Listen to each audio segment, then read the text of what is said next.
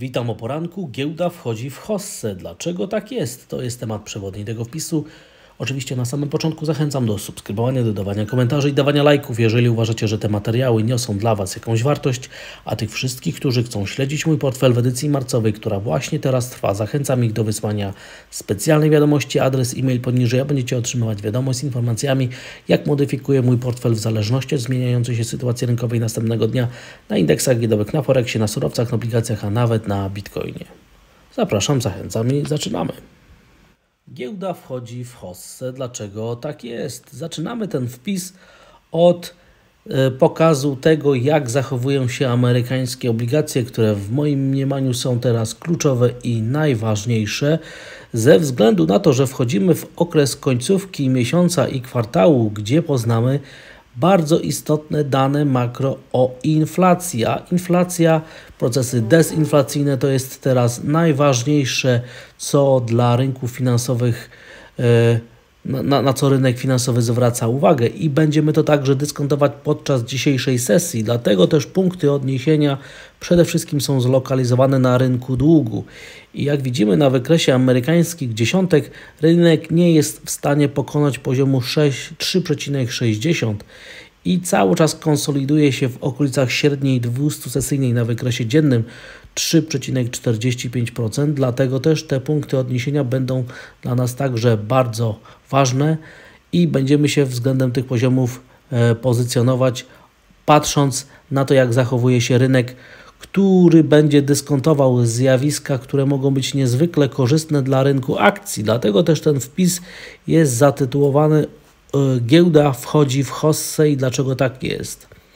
Właśnie dlatego, że rynek długu może zacząć dyskontować obniżki stóp procentowych, procesy dezinflacyjne, które sprawią, że rentowności zaczną wyraźnie spadać. To będzie podnosiło wycenę spółek giełdowych i to może być pierwszy element, który wywoła tendencje wzrostowe na indeksach giełdowych, który może już teraz wywoływać tendencje wzrostowe na indeksach giełdowych.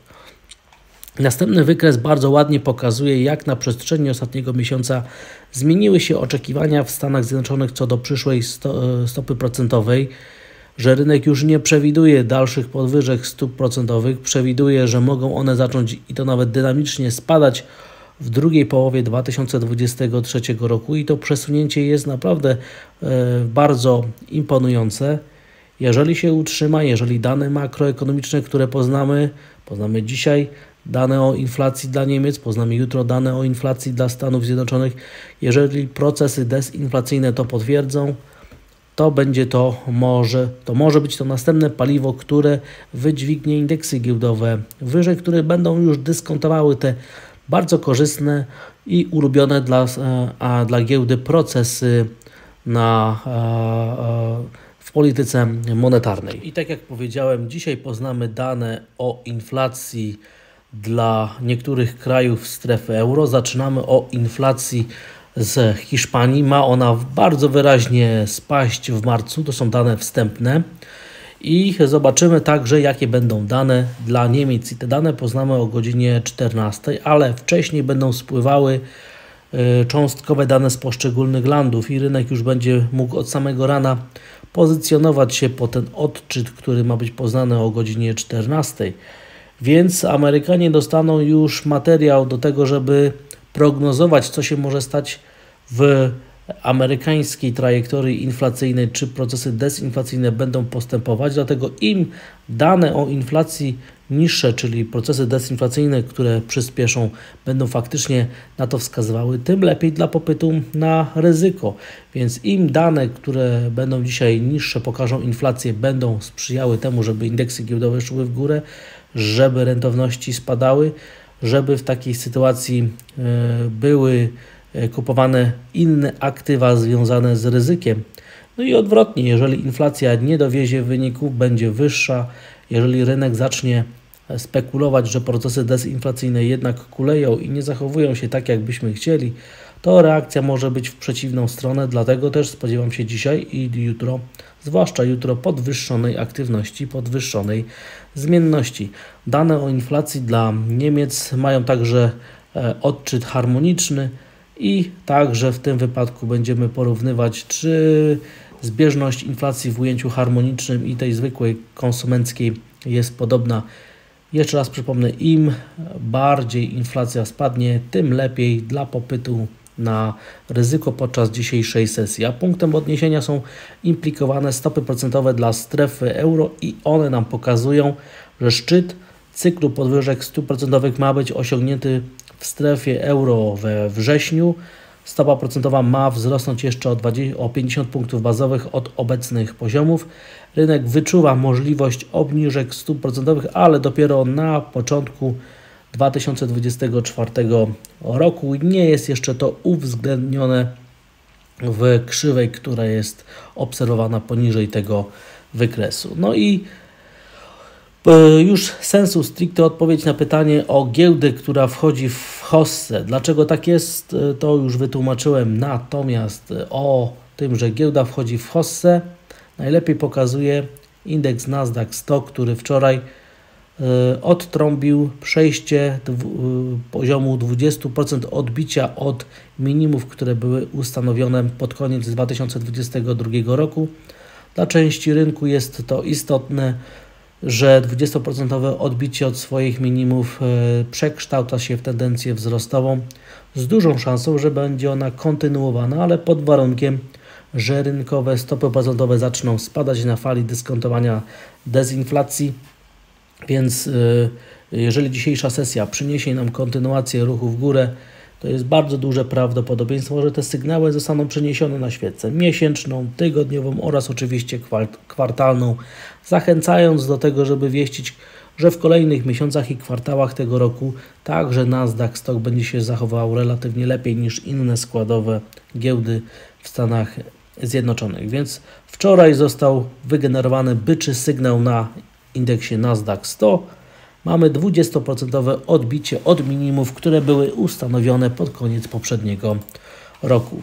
Giełda w Stanach Zjednoczonych, czyli indeks Standard & Poor, przechodzi znowu poziom 4000 punktów, mając perspektywę ku dalszym wzrostom. To jest dobra wiadomość dla ryzyka. Warto być tego świadomym, że popyt na ryzyko powinien atakować, ale sesja giełdowa w Azji jest raczej mieszana. Mamy utrzymanie co prawda poziomów nad ostatnimi oporami na indeksie giełdowym w Tokio. Natomiast giełda chińska pokazuje lekką słabość, natomiast myślę, że dla Europy nie będzie miało to większego znaczenia, ale popyt na ryzyko także powinien atakować spółki na starym kontynencie. Będziemy czekać przede wszystkim na te dane o inflacji.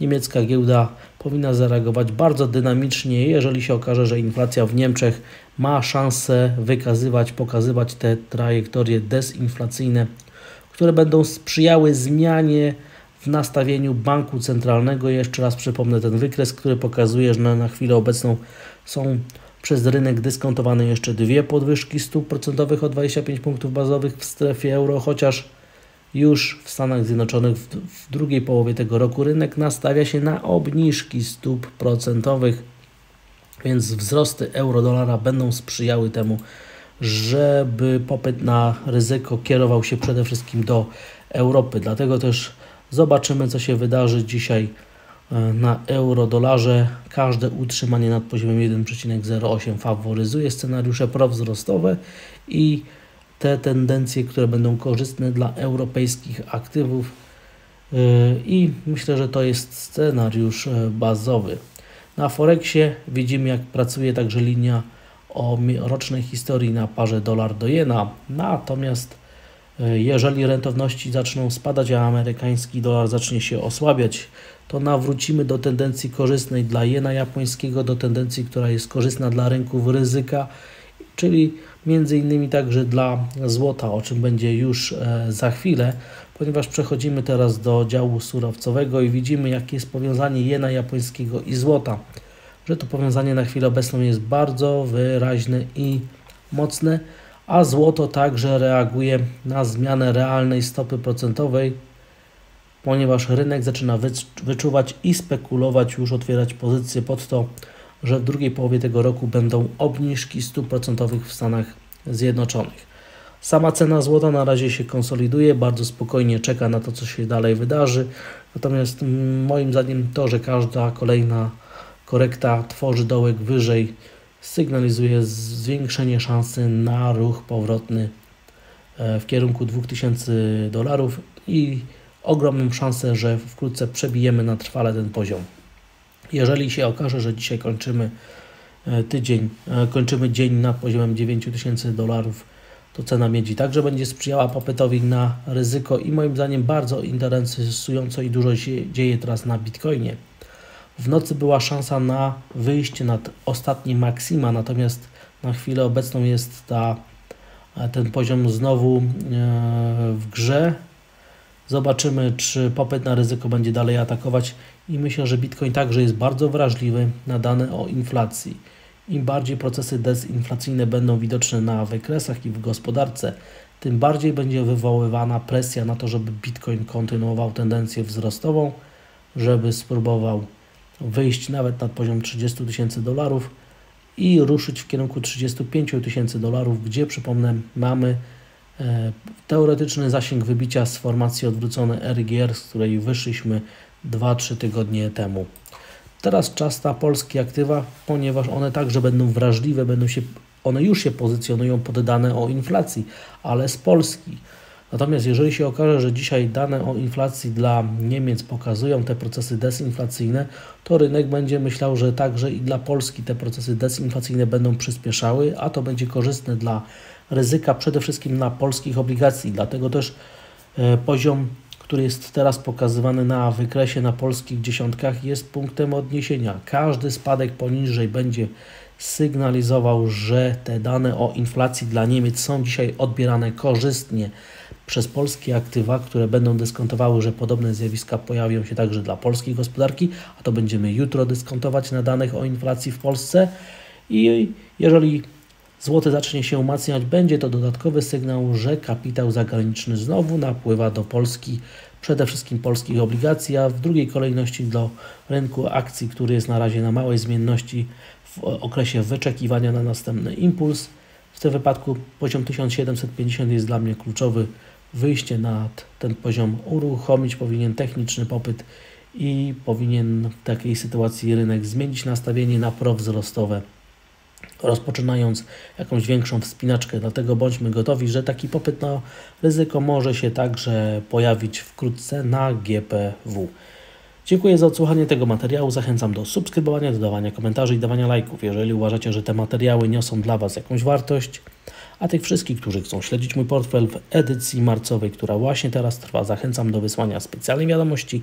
Adres e-mail poniżej, a będziecie otrzymywać wiadomość z informacjami, jak modyfikuję mój portfel w zależności od zmieniającej się sytuacji rynkowej następnego dnia na indeksach giełdowych, na Forexie, na surowcach, na obligacjach, a nawet na Bitcoinie. Życzę dzisiaj stopy zwrotu, pięknego dnia i widzimy się i słyszymy dzisiaj po południu. Pozdrawiam!